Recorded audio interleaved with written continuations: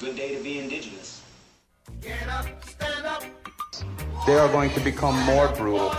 Couldn't cut, hitting cut again. Because all the hippies were trying to be Indians anyway.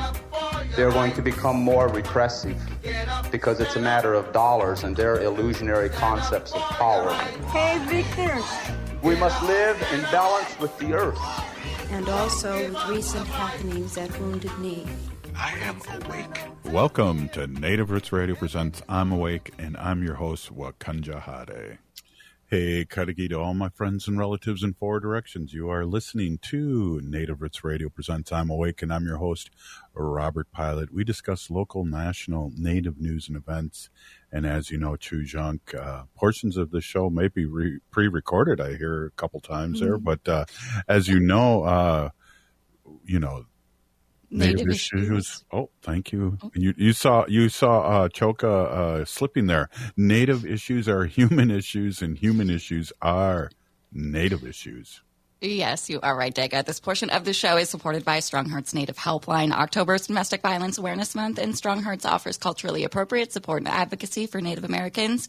You can call or text them anytime for free at 1-844-7-NATIVE or chat online at strongheartshelpline.org. Hey, one of the things we got going on here is we have really great guests. And, that's true. And one of our friends that we haven't seen since the media Christmas party is going to be on tomorrow, and excited to see her again. And Haley, can you guess who it is? I think we're talking about the governor's cookie party.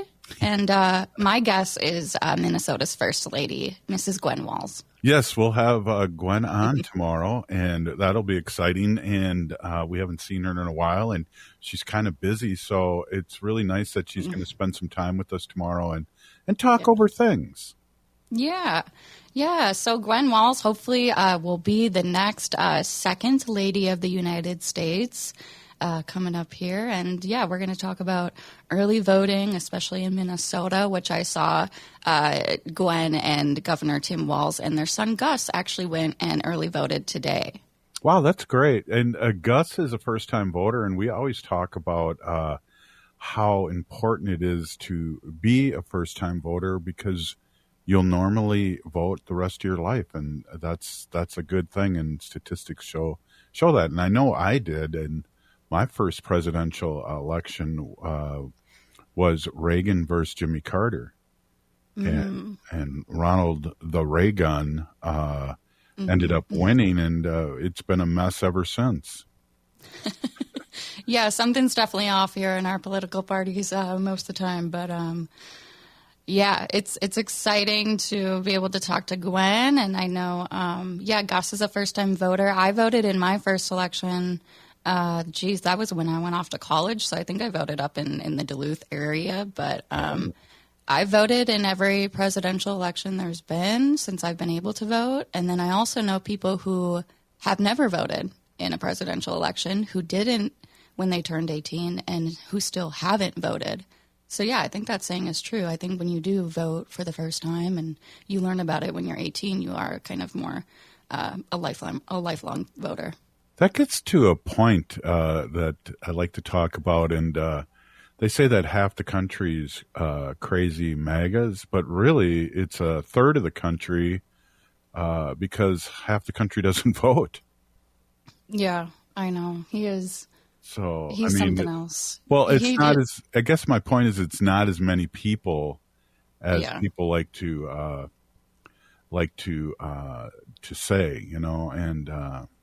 I have a really good feeling, and a lot of the people that I've looked at for who's going to be president has predicted Kamala, and one of them was Michael Moore, and I know you and I have talked about this before too, is that he predicted Trump winning in 2016, and he was on a TV show, and he got booed, and then he said why, and now he predicted Biden, and now he's predicting Kamala by a landslide. And I really believe it's really great that people talk about voting, remind of voting. And I think we were a little lax on that, thinking that no way this orange guy who has a TV show and many bankruptcies, and that the country would vote for him, but they did. And I think they were looking for a change, and I think even some Bernie voters voted for him. And I know I didn't, but I was a Bernie guy for change, and I could see that it was all coming up. But now, let's make racists afraid again. Let's vote in Kamala. Yeah, seriously. Well, I know we're probably going to talk more election stuff. Bob Blake's going to hop on with us this first half, hopefully shortly here. Oh, there he is. But Representative Heather Keeler is going to be on the second half of the show with some special guests, current DFL candidates that are running for seats in this year's Minnesota House election, including Michael Reyes from Leech Lake and Reed Olson. And both Reed and Michael are kind of from the Bemidji area here in Minnesota. And this past Monday on Native Roots Radio, we got the chance to interview Maria Issa, who is also a House representative, and Natani Means, because they're hosting a free admission show titled Our Voices Restored in Bemidji this coming Saturday. Yeah. And that looks fun. I know it's like a kind of like a whole day thing from 11 a.m. to 5 at the Sanford Center Ballroom in Bemidji. There's going to be live music, resource booths, a lunch, speakers, and breakout sessions on how to make your voice heard this election season and every election. That's kind of a good segue, because Bob Blake is from Red Lake, and we like to say Bob Blake from Red Lake, but Robert Lake with the Solar Bear with the Solar News, and I know he drives up and around all over preaching the good words of renewable energy. And great to see you, Bob. And yeah, it was a tough one, but maybe you can give us a quick report. Welcome to Native Roots Radio, and we know you're a diehard Vikings fan. Robert, Robert, one thing that was really cool I got to do yesterday was I got to be on a panel. And we talked about with educators, we got to talk to educators from across the country, and like college professors, right? And we got to talk about land back and lake back movement, movement. And I kind of felt like being a part of that was really cool because, in my presentation, I was really able to explain to them what really happened, what happened with the upper part of Red Lake, and why it is so important to the people of the Red Lake Nation that we get that upper piece of the lake back, because that was it was stolen. I mean, it was wrong in how that whole thing went down. So being able to discussed that with educators from across the country. I had a bunch of them come up to me after the presentation and just said, wow, that was wonderful. I had no idea. And it really dawned on me that this is the way that, we as Native people, fight back through education and through education professionals to properly educate these folks on this issue, right? And they're able to relay that message to their students, to other folks, and then this gets around. You know what I mean? Right. Well, I think I heard the story first from you when that was all going down up at the Capitol. And I we got a minute. Can you just remind our listeners about what happened when this treaty and the lake map was drawn out? Yeah. So Henry Rice was the guy who was, kind of asked to go and do this negotiation with the tribe, and the chiefs did the negotiation in good faith. They drew their boundary lines. There's even quotes from the tribal chiefs at the time who said that this is the lake is ours. We're not giving up this to anyone, to anybody. Red Lake is that of our children and that of our grandchildren. Long story short, the upper half part of Red Lake was cut in half by the time Henry Rice arrived in Washington, and the chiefs thought that was wrong, and so we've been fighting it ever since 1890. Wow. Hey, we're here with Bob Blake, and we're going to talk solar news with the Solar Bear and get some education about everything. Great to see you, Bob. We'll be right back after this short break. Stay with us. No one should have to choose between a paycheck and their health. Whether it's for a new baby, an unexpected illness, or an aging parent, Minnesotans deserve time to care for themselves and their families. That's why Minnesota Democrats are fighting for all working people to have paid family and medical leave. The time is now. Contact your legislator and tell them to pass paid family and medical leave for Minnesota. Learn more at paidleavemn.org. That's paidleavemn.org. Paid for by the Minnesota AFL-CIO. As we age, it's important to invest in our health and to help protect it. Like the flu, COVID-19 is always changing.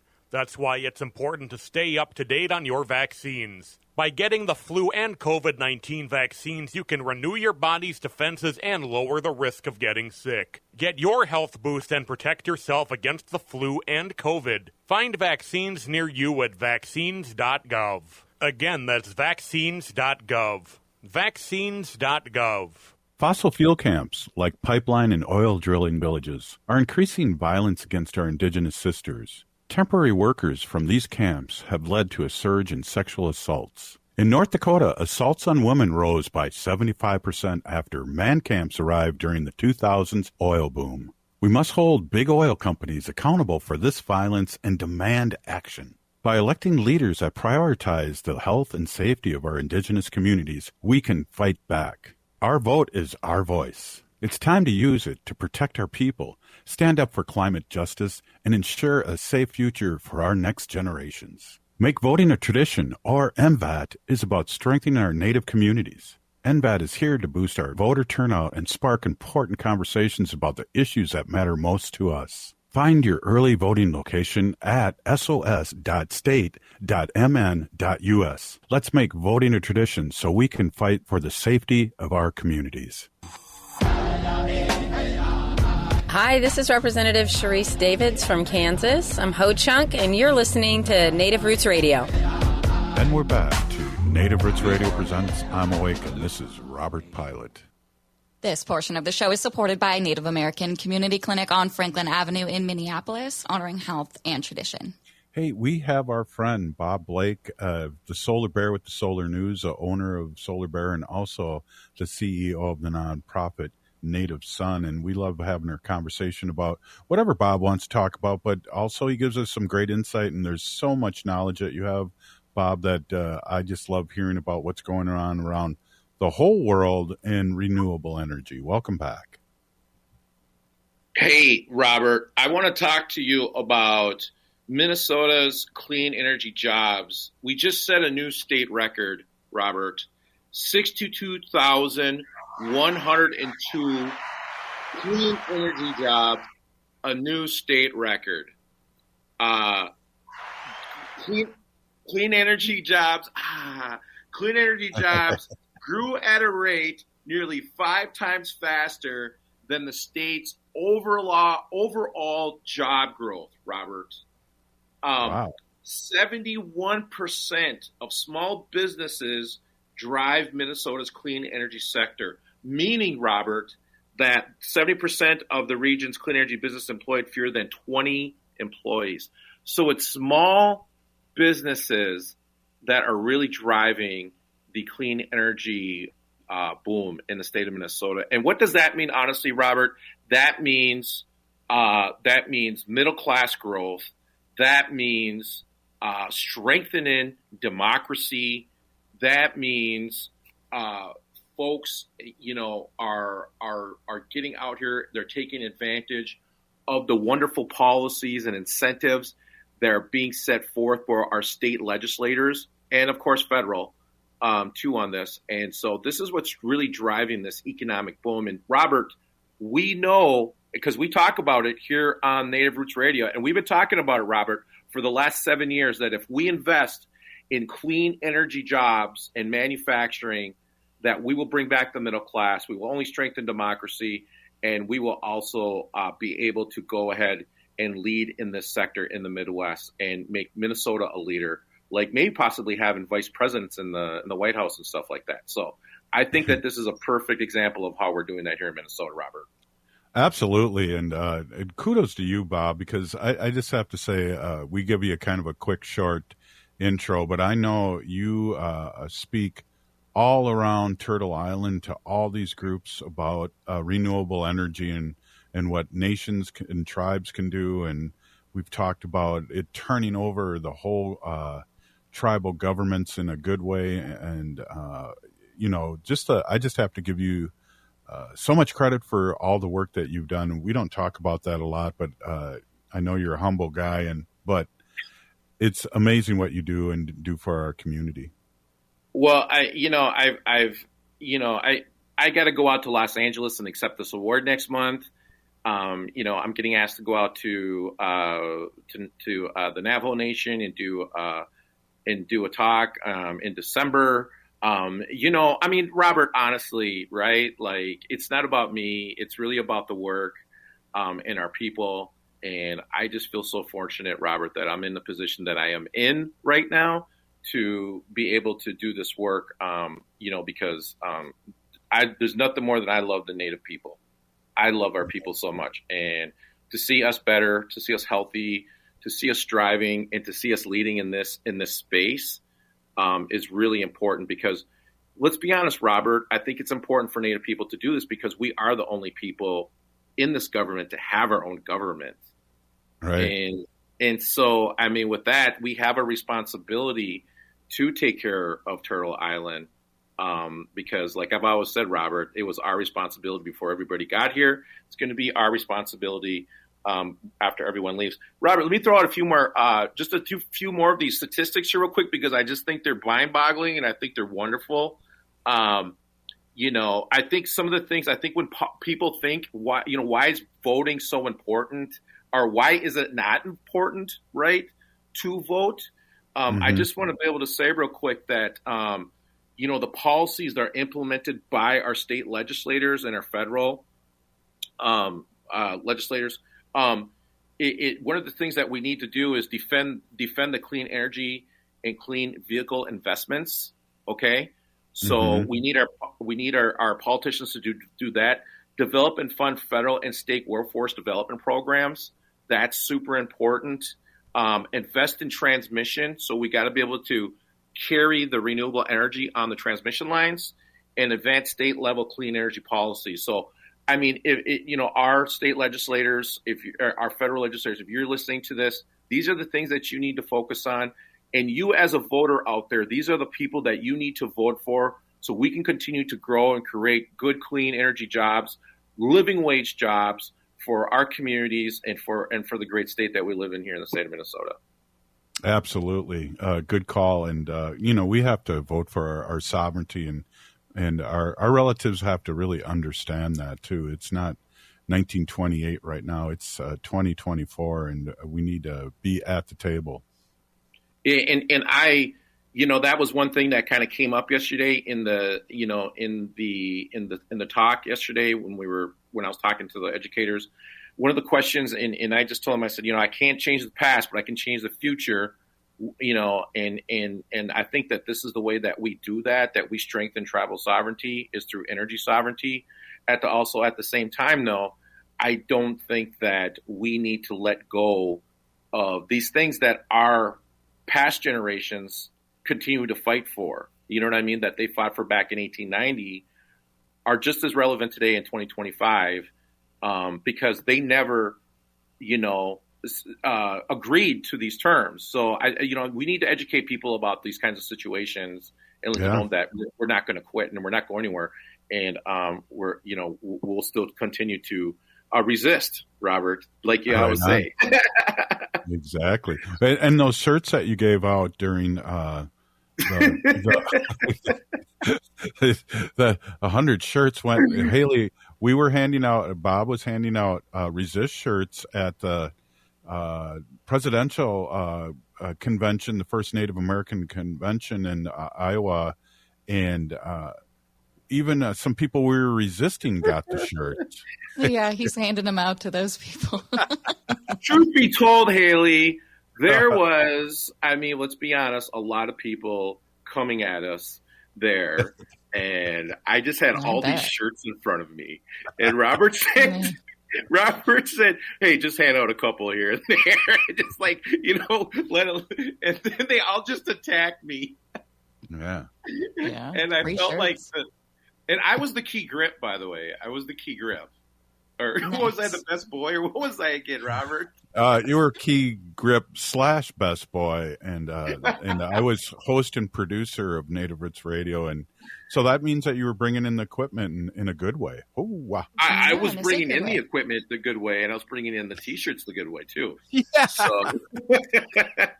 Yeah. Hey, Bob, I don't know if you were listening to the show earlier, but we're having our friend, the vice president candidate's wife on tomorrow, so we're excited about that. oh wow, that is incredible, Robert. Robert, do you remember? Like, I can't believe how far the show has come.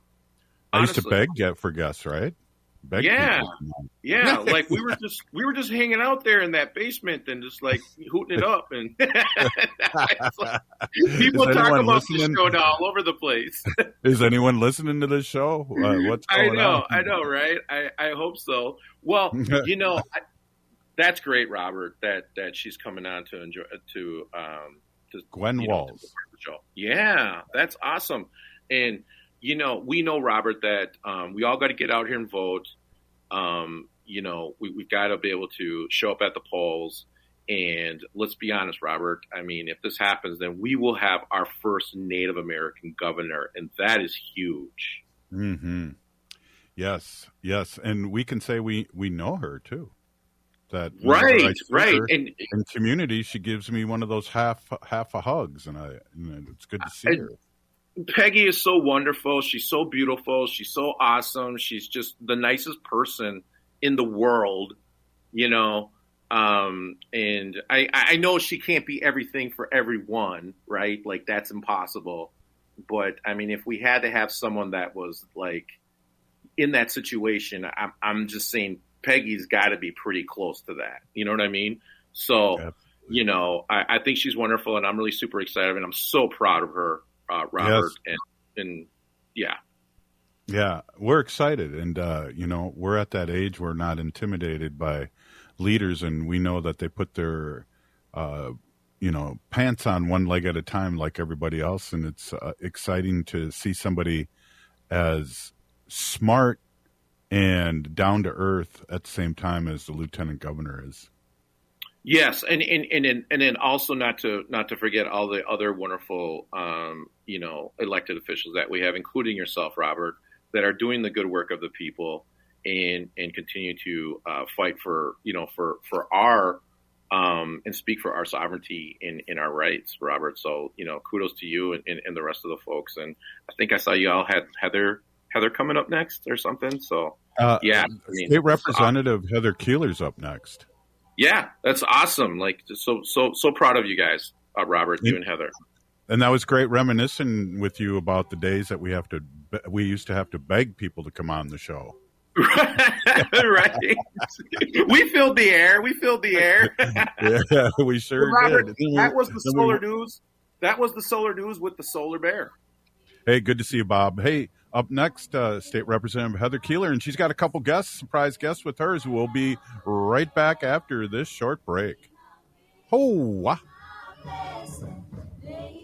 Make voting a tradition empowers Native American communities through civic engagement. For nearly a decade, MVAT has increased voter turnout by encouraging friends, family, and neighbors to get involved. By building trust and community engagement, MVAT ensures Native voices help shape the future. This election season, voting is easier than ever. Minnesota voters can cast their ballots early so elders and busy voters can avoid the rush of Election Day. Find your nearest polling location at sos.state.mn.us and let's make voting a tradition for future generations. As we age, it's important to invest in our health and to help protect it. Like the flu, COVID-19 is always changing. That's why it's important to stay up to date on your vaccines. By getting the flu and COVID-19 vaccines, you can renew your body's defenses and lower the risk of getting sick. Get your health boost and protect yourself against the flu and COVID. Find vaccines near you at vaccines.gov. Again, that's vaccines.gov. Vaccines.gov. Every day, our people suffer at the hand of domestic and sexual violence. But you are sacred and deserve to be safe in your own home. Strong Hearts Native Helpline is here to help. Native-centered, empowerment-based, trauma-informed advocates offer safety, sovereignty, and support. Call or text 844-7-NATIVE. To chat online, visit www.strongheartshelpline.org. Reach out today. This November, we have a clear choice for who's truly fighting for our Indigenous communities in Minnesota. Democrats created the Missing and Murdered Indigenous Women's Task Force, made college tuition free for Native scholars, and legally affirmed our Native sovereignty. By signing co-stewardship agreements to manage federal lands, we return the lands of the Upper Sioux State Park to the Upper Sioux tribe and over 11,000 acres back to the Leech Lake Band of Ojibwa. This November, vote for the party that stands with our community. Vote Democrat. Paid for by the Minnesota Democrat Farmer Labor Party. For everything you need to know about voting in Minnesota, visit the Secretary of State's website at mnvotes.org. Find out where to vote, check registration status, and view sample ballots. Again, for all your voting information, go to mnvotes.org. Minnesotans age 65 plus might qualify for Health Partners Minnesota Senior Health Options. The plan includes personal support, coverage for medical, prescription drugs, and dental, plus over 30 extra benefits. Eligibility information is available at healthpartners.com/oneplan. Health Partners is a health plan that contracts with both Medicare and the Minnesota Medical Assistance Medicaid program to provide benefits of both programs to enrollees. Enrollment in Health Partners depends on contract renewal. This November, we have a clear choice for who's truly fighting for our Indigenous communities in Minnesota. Democrats created the Missing and Murdered Indigenous Women's Task Force, made college tuition free for Native scholars, and legally affirmed our Native sovereignty. By signing co-stewardship agreements to manage federal lands, we return the lands of the Upper Sioux State Park to the Upper Sioux tribe and over 11,000 acres back to the Leech Lake Band of Ojibwa. This November, vote for the party that stands with our community. Vote Democrat. Paid for by the Minnesota Democrat Farmer Labor Party. For everything you need to know about voting in Minnesota, visit the Secretary of State's website at mnvotes.org.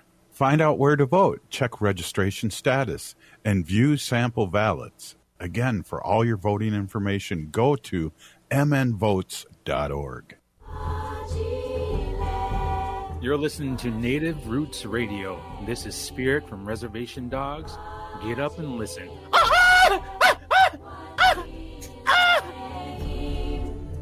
Welcome back to Native Roots Radio presents I'm Awake, and this is Robert Pilot. This portion of the show is supported by the Minnesota Indian Women's Sexual Assault Coalition. Hey, Haley, just remind everyone tomorrow we're going to have a chance to speak with Minnesota's First Lady, Gwen Walls, and we're going to talk about early voting and how to get to the polls, and it'll be good to see her again. Hey, we have a really cool show, Haley, right now, and we have our friend, State Representative Heather Keeler on, and Heather, welcome as always, and I know you have a few guests here, and I want to just hand the show over to you because you know what you're doing, and you are one of the best guest hosts that we have here on Native Roots Radio. Oh, Heard this before. Happy to be here. Thanks for letting me join. I feel like we're having some technical difficulties with my internet today, so I'm sorry if I'm kind of glitchy. You'll have to let me know. But we've been busy. As we know, we're less than 2 weeks away from the election, and it's one thing for me to do the work out in District 4A in Moorhead. But as I serve in multiple capacities, we talk about intersectionality in these seats. And, as one of the only enrolled members of a federally recognized tribe, it's really important that we also engage our tribal nations. And so this week alone, we were in Leech Lake on Sunday doing a GOTV vote event up there. And then we had a candidate forum up in Red Lake on Monday night. And it's really amazing to see every event we do. We have new community members engage and ask questions, and we have a lot of first-time voters, and they're in their 40s or 50s. And I love that because I think it's so important that we realize that our voice really has power. Our voice has weight. And so I just want to acknowledge the individuals in those communities that have done the work to organize. One of the pieces of legislation that we were able to pass, we often say we did 84 pieces of legislation to impact Indigenous communities and tribal nations in Minnesota. And some of them are small, some of them are big. One of the things we did was we made it, if a tribal nation requests a pop-up early voting site from a county, the county is required to do at least one pop-up site, and that's new. And so we have our tribal nations that expand over multiple counties, and we're really utilizing that tool to bring voting polls to our communities and tribal nations. And so want to give a big shout out to Jay and her team and the work they're doing out in Minnesota. Every tribal nation is doing their own, and individuals are engaging and having conversations, figuring out voting plans and rides. And so I want to pause. That was a long, hello, but want to make sure that we acknowledge the work that we've been doing, from border to border. Want to acknowledge that before I bring on my friends. Right on. And I know we've had one of your friends on before, and it's great to see you read. And it'll be great to hear what you all have to say. Go ahead, State Representative, take over the show. Ho! Oh, I'd love to. I love when you give me the opportunity to do this, especially when I get to bring my outstanding candidates running up in District 2. One of the things we talk about is geographically what the map looks like of Minnesota. If you look at a map and you look at the west side of the state, really from St. Cloud over, I'm the blue dot in a massively red sea in the House of Representatives. And it's like I can do that well, but I could do it better if we had a little bit of help. And I want to introduce the candidates that are running up in District 2A and 2B. I have become close friends with them. I feel like we see each other, on the trail and out in the northern woods of Minnesota. And so I want to first hand it over to Michael Reyes. When we talk about the work that we've been able to do for Indian country and tribal nations, it's because of representation. And it's because we've had Indigenous people sitting at tables. I think we can all say that. And with Jamie Becker-Finn retiring, it's critical that we work to get Indigenous people at this table. And so Michael is our candidate running up in a newly district area that includes 2 tribal nations that I think is really important to discuss. And so, Michael, you want to do an intro of who you are, what your district is, what you got going on up there? Thanks for joining us. Bonjour. Michael Indigenous Cause, Makwan Dundame, Kamasquad, Cog, and Dunjiba.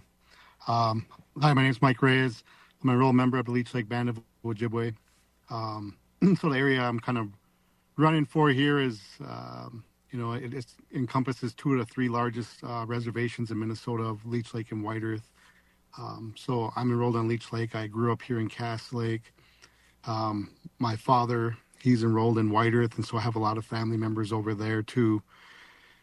And so when I started to run here, I kind of bring a variety of background to this new seat. Is 16 years of law enforcement, have 11 years of firefighting volunteer, and also some of the issues that we face in Native country, if it's missing and murdered Indigenous people. Started search teams up here, worked on that. Things that we have been overlooked on throughout the state. I have been on some of those boards and pushed for some of those boards through working in law enforcement. The drug epidemic, I have, over a decade of drug prevention, went all over the country and presented to different tribes in different places. And doing that with, all at pretty much at free at cost, usually just the room and meals, just so that knowledge is there so we can start saving our people. And the area that I'm representing is probably one of the highest per capita of overdose deaths. And so the candidate now that's in there, he really doesn't talk to the tribes and address some of these issues you need. So this is where I'm at, and this is who I am. And so I just hope people get out and want change. Mm-hmm. I love that. And, I think one of the things that I've learned in politics is there's a difference in people who do this for the political power, and then there's people who do this for the people. And when we were at the event on Sunday, and it was an evening event in Leech Lake, and Michael got up and he did his, talk and introduction. But one of the things he said really stuck out to me is that he was at a fire at like 5 a.m. that morning for his community because he says, I still have community responsibilities to take care of my community. And so, it's putting candidates like that up on the DFL ticket is what makes me so proud to like bring these guys forward to you guys, because we're looking at the candidates that the GOP is putting up and they're kind of just like really questionable as far as their character. And I'm just so proud of these guys, and I like want to share how wonderful of candidates we have in Greater Minnesota. And so, Michael, I just wanted to like acknowledge that and acknowledge that a servant's heart is so pure and so real. And I hope that what people are learning about you as a candidate is that, you have this wonderful background, but it's your heart for your people that I think really like resonates when you speak and you talk. And so I'm so grateful for you for stepping forward for that purpose. And so talk to us just a little bit about like when you say you've done this work in law enforcement and you do this work in public safety with your volunteer fire work, what are some of the things that you've learned in the community that you would want to bring in your first term to educate us? Because that's an area that we definitely need more educating on, because typically the law enforcement conversation comes from the other side of the aisle. Well, so I've always taken that step out of the comfort zone. When somebody says they want somebody to run here, like usually, so I'm the chair of the Pike Bay Township. They wanted natives on this township. It's 85% native population, and we just never had that representation. So I ran, and at that time they were facing one of two townships in the state that had a law enforcement. And so I went in there with that experience and background, and then we allowed the people decide if they wanted to keep the law enforcement background. But the one thing I brought to that is to have the community have their voice be heard and allow them to voice that. And with my experience with that, I kind of give them the informational background of law enforcement, the community policing, what they're trying to switch to now, and changing how we look at government. So some of these local governments don't even look at tribes as a government. They look past them. They look down on us. Being in law enforcement, it was the same way. There was that ignorance. There was that racism. And so being on these boards and showing that we're here, we're here regardless if they don't want it or not. And I used to say we were election out from having good sheriffs. And I can tell you right now we do, with the 4 counties that encompass Leech Lake. Cass County get along very well with the sheriff. Their chief deputy is a Leech Lake Road band member. He worked for tribal police. The Beltrami County sheriff, he worked for Leech Lake Tribal Police. And so when I think of all these people in these higher positions in sheriff, it just took that time, and it took those open voices, and it's the understanding with it. And so now that we're all working together, we're all be able to fight and stand up and curb some of the biggest epidemics that we faced, not just in Native country, but everywhere in community. And anybody up here knows the only way that we survive is we stick together, and that's my biggest point I've been making to Democrats and Republicans. You want to vote down party lines? Go ahead and be it. But there's a candidate here that I never got to pick and choose who I got to help. I'm just there to help.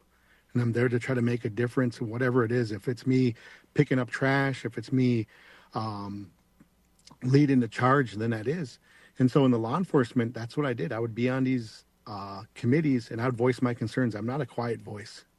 And I would stand up, and I would see the problems that we are. I would call things out, but not a disrespectful way, but in a way to show like, hey, this is wrong, what you're doing. And let's find a different solution for this and how we're looking at this. But you're trying to change generations after generations of this within a small amount of time, and it took time. And I'm saying I started in law enforcement in 2006, and that recently changed in probably 2019, 20, and that started changing with some of the legislative. Heather was probably in when they denied the concurrent jurisdiction the first time around because people were misinformed and uneducated on law enforcement. And so me bringing that in, it's what is law enforcement really there to do? It's to protect us. It is community service. It is to be there, and it's not just to arrest everybody. It's not to do that because you're never going to arrest your way out of a problem, but it's there to show us that that we're there to help when you need a call, and not try to throw us in jail, tow our cars, do everything to make our lives harder and make our family life harder. And so I've seen the uglies of the uglies through and the negative of the negatives day in, day out, but I've seen positive changes that have happened. And that's kind of what I want to bring to the table, is seeing that. I worked in that. Mm-hmm. I think that's so good. And I think the thing that you bring up that's so important is that we educate our colleagues. I've had to educate our colleagues that really think they're working aligned with sovereignty. And it's like, educating them as we go. So quick intro. We also have my friend Reed Olson, who's running on the other side of District 2 in Bemidji Red Lake area. Reed, do you want to give us a quick intro to you, and we're going to head to break, and then we'll come back and have further conversations and dive in. Thanks, Michael, for joining us. Stick around afterwards so we can chat with you a little more. But Reed, do you want to give us a quick intro? Yeah, Buju, Reed Olson, Indigenous Cause. Hi there, everybody. My name is Reed Olson. I don't have a whole lot of time to say, but I am running for the other side of the district for 2A. I'm really excited. I'm a small business owner. I've been in elected office for about 10 years, 4 years at the Bemidji City Council, 6 years in the Beltrami County, and I'll talk to you after the break, I guess. Hey, Yeah, we'll be right back. We'll Native chat with Roots you Radio. The city of Minneapolis is now on Native Roots Radio with Minneapolis AIR. AIR stands for American Indian Relations. Guest host Christine McDonald talks to people about important things affecting the city's Native communities. Minneapolis AIR dives into topics like public safety, public health, elections, and so much more. Tune in to Minneapolis AIR on Native Roots Radio from 5 to 6 p.m. on the second Wednesday of every month, right here on AM 950. Everyone likes a litter-free ride on Metro Transit buses and trains, so pitch in. Take pride in your ride and take your trash off with you when you get off at your stop. You'll find trash bins at every Metro station. Want to help clean up transit stops in your neighborhood? Join the hundreds who volunteer to adopt a stop and keep it picked up. Learn more at metrotransit.org/adopt-a-stop. That's metrotransit.org/adopt-a-stop. Indigenous communities are on the front lines of air pollution. Pipelines, mines, and waste incinerators are often built near our homes, harming Mother Earth and our health. The result? Higher rates of asthma, diabetes, heart disease, and other serious health problems. In the Twin Cities, air pollution disproportionately affects Native and Black communities. Indigenous Minnesotans, especially in the metro, experience over twice the rate of asthma compared to white Minnesotans. This pollution affects our quality of life and the future of our children. In Minneapolis, our vote helped close the Smith Foundry and bituminous roadways. Let's continue using our vote to fight for climate justice. Make Voting a Tradition, or MVAT, empowers Native communities by increasing voter turnout and supporting conversations about critical issues like clean air, water, and health. By getting involved, we shape the policies that protect our families and environment. Find your nearest polling location at sos.state.mn.us. Let's make voting a tradition for future generations.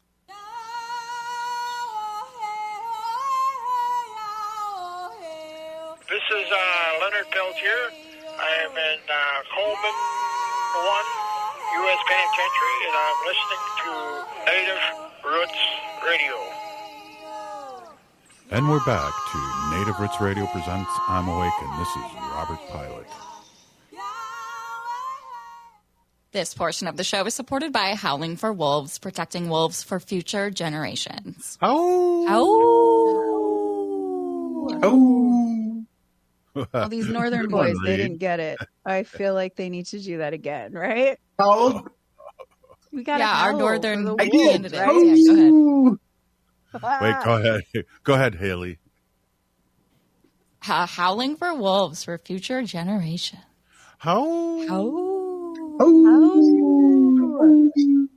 We got to practice on All that. right. Yeah. I know. Go ahead, Heather. These northern boys. We'll get them. All right. So welcome back. I'm going to take it back over, Robert, if that's okay. Gonna head in to have conversations with Reed. Reed is a stellar candidate. I've actually worked alongside Reed for the last couple years, really deeply on engaging communities up north and the importance of their vote. And so I think, one of the areas that is really near and dear to my heart that we talk about is homelessness, and preventing homelessness, and why that's so important and critical to our Indigenous communities in general. But this is one of those heart areas when we talk about, putting really legit character-based individuals to the forefront as candidates. I deeply respect and love the work that Reed has done around preventing and supporting our homelessness community. So Reed, you want to talk a little bit about that with us? Sure. Yeah. Where to begin? So I've been a cook most of my life, and I own a small restaurant in Bemidji with a business partner. And 2013, I joined the city council here in Bemidji, and shortly after that, I joined in January, I guess, but that summer, there was a lot of our several members of our unhoused population in Bemidji died from preventable deaths. And it really rocked the community, like for the first time. We are no stranger. Our community has never been a stranger to cold weather deaths of unhoused people. And it was just kind of just the way that it was. But then finally it really started to bother people. And we started having meetings in October of 2013 about, what can we do to help prevent these deaths and help people find some stability in their lives. And 2015, then an organization that called itself the Nameless Coalition for the Homeless, because we didn't have any idea of what to call ourselves. We ended up incorporating, and I was the board chair.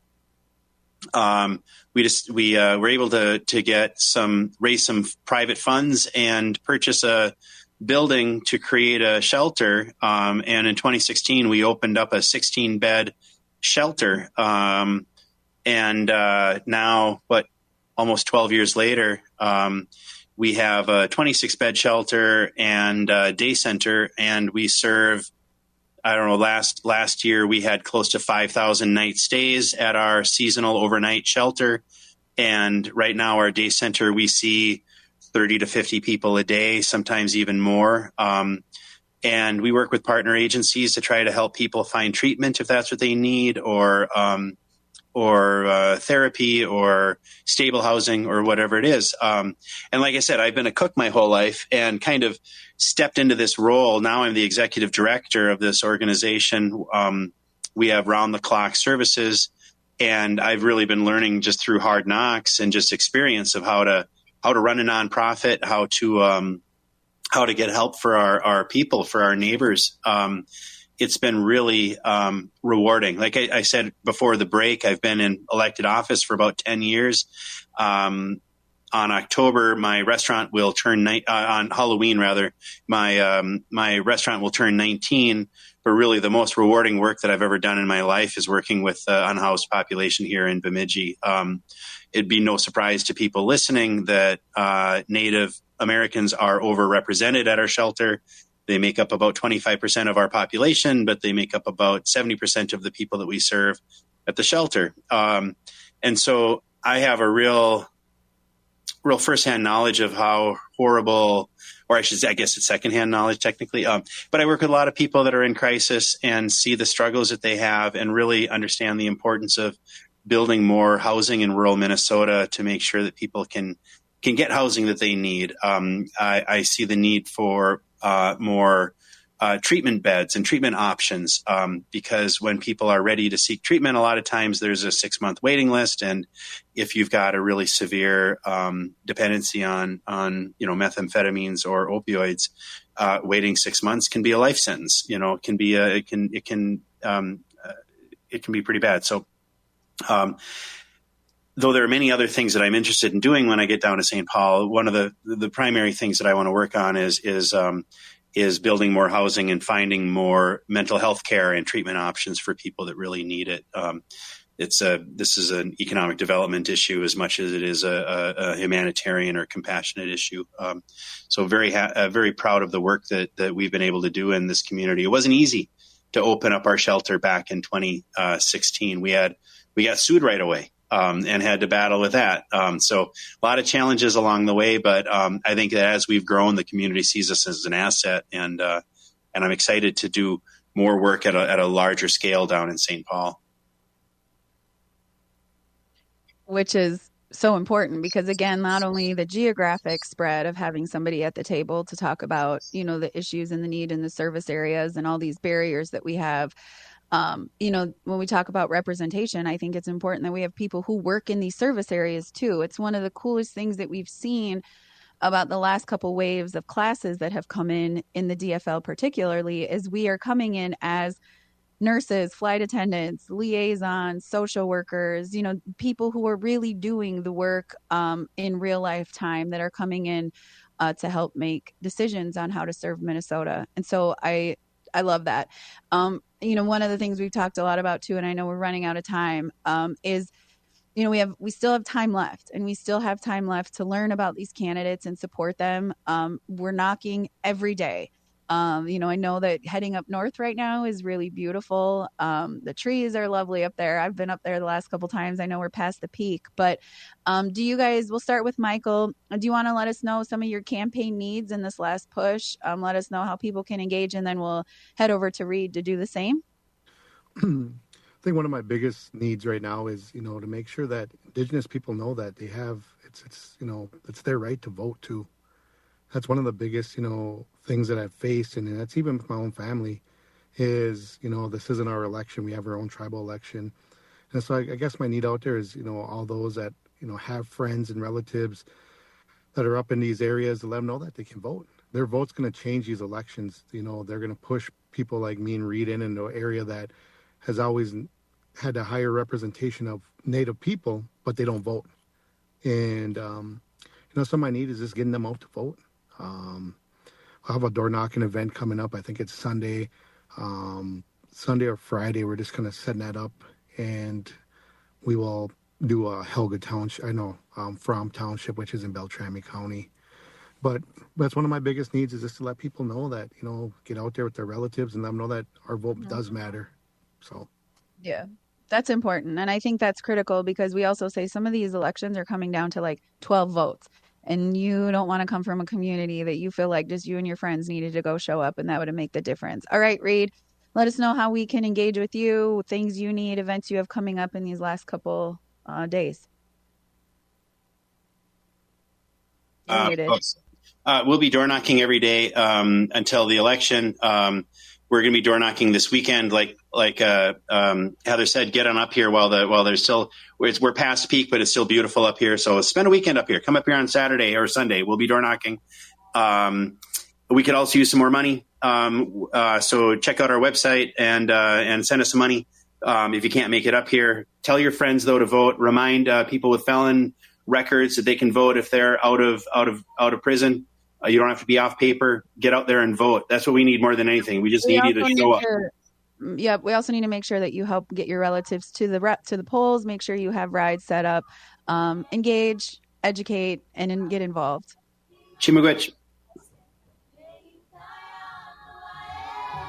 Thank you.